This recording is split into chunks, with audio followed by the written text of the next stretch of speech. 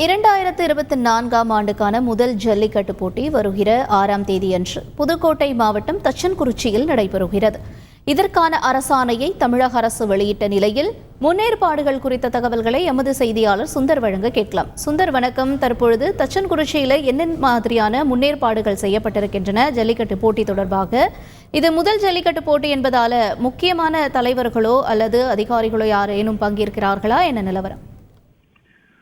தமிழர்களின் வீர விளையாட்டான ஜல்லிக்கட்டு போட்டி தமிழகத்தில் ஜனவரி 1ஆம் தேதி முதல் தொடங்கி மே மாதம் 31ஆம் தேதி வரை உச்ச நீதிமன்றத்தின் உத்தரவுப்படியும் வழிகாட்டுதல் நெறிமுறைகள்படியும் நடைபெற்று வருகிறது. இந்த ஒவ்வொரு ஆண்டும் புதுக்கோட்டை மாவட்டம் தச்சன்குறிச்சியில் தான் ஒவ்வொரு ஆண்டிற்கான முதல் ஜல்லிக்கட்டு போட்டியானது ஜனவரி 1ஆம் தேதி நடைபெறுவது வழக்கம்.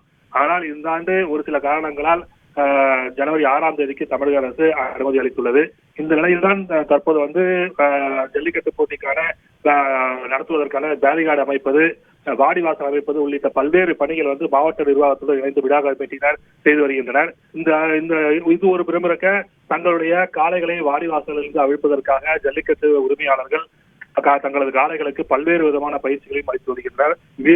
காளைகளை அடக்குவதற்கும் வீரர்கள் பல்வேறு பயிற்சிகளையும் எடுத்து வருகின்றனர். ஜனவரி 6ஆம் தேதி தமிழகத்தின் முதல் ஜல்லிக்கட்டு போட்டி நடக்க உள்ள நிலையில் போட்டியை தமிழக சட்டத்துறை அமைச்சர் ரகுபதி மற்றும் சுற்றுச்சூழல் துறை அமைச்சர் மிகநாதன் ஆகியோர் தொடங்கி வைப்பதாக தற்போது தகவல் வெளியிடப்பட்டுள்ளது.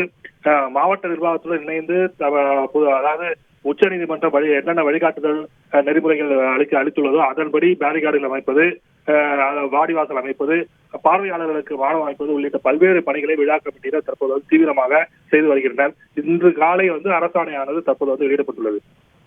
விரிவான தகவல்களுக்கு நன்றி சுந்தர். செய்திகளை உடனுக்குடன் தெரிந்து கொள்ள உடனே சப்ஸ்கிரைப் பண்ணுங்க.